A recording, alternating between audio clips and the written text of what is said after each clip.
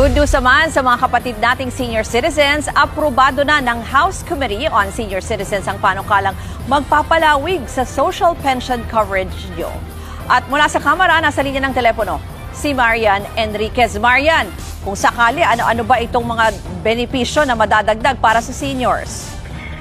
Yes, Ruth, sa ilalim nga ng substitute bill, ang mga senior citizen na hindi indigent ay makatatanggap pa rin o makakatanggap na rin ng 5,000 pesos na monthly stipend. At makalipas ang 5 taon, lahat ng senior citizens ay entitled makatanggap ng Universal Social Pension na 1,000 pesos monthly allowance kahit may iba pa silang tinatanggap na pensyon mula sa iba pang pension providers. Pero nakasaad din sa panukala rules na maaaring piliin na i-waive o hindi kunin ng mga senior ang kanilang pensyon. Minamandato rin ng panukala ang Department of Social Welfare and Development o DSWD sa pakikipag-ugnayan sa Budget and Management Department at stakeholders na i-adjust ang halaga ng Universal Social Pension kada 2 taon matapos ang full implementation ng batas.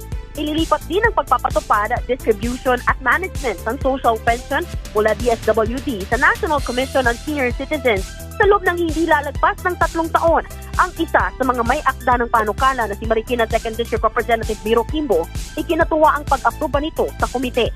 Sa isang pahayag, sinabi ni Kimbo na isa sa mga gusto niya ma-address sa panukala, kaya ito inamyendahan ay ang disqualification ng mga SSS at DSIS pensioners. Hindi na raw makatotohanan yung halagang natatanggap sa SSS at DSIS pension kumpara sa daily at medical expenses ng mga senior. Hindi raw patas at discriminatory daw maituturing ang hindi pagsama sa kanila sa social pension.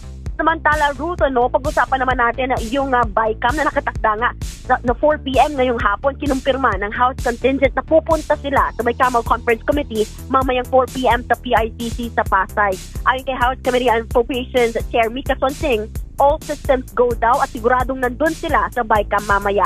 Ayon din kay BICAM member at Bicol Soro Party List Representative at kay Paranaque Representative Brian Yamsuan, hindi totoo ang sabi-sabing Kamara umano ang ayaw sumagot kung tuloy o hindi ang BICAM ngayong araw. Katunayan, sila pa nga yung present kahapon sa PICC at yung Senado ang hindi dumalo.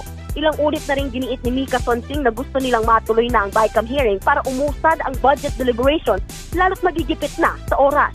Marami pa kasing ahensya ang kailangang isalang at nakatakda nga sa December 22 i-ratify ang General Appropriations Bill sa parehong kapulungan ng Senado at Kamara. May instruction din daw kay Speaker Bodidi na tapusin nga yung budget as early as possible at walang delay para matuloy na nga yung budget at hindi maapektuhan ang ekonomiya. Hinihintay na lang daw nila yung Senate contingent na ituloy yung pagdinig at pag-usapan yung mga hindi mapagkasunduan sa DPWH budget.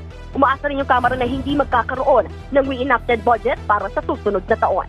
Yan muna ang latest. Balik sa'yo, Ruth. Marian, gusto ko lang balikan yung sa senior citizens kasi I'm sure marami nang na-excite na ating mga kapatid dyan. Meron ba yung counterpart bill na sa Senado? Naku, yan yung magandang alamin din natin, tas counterpart nga sa Senado.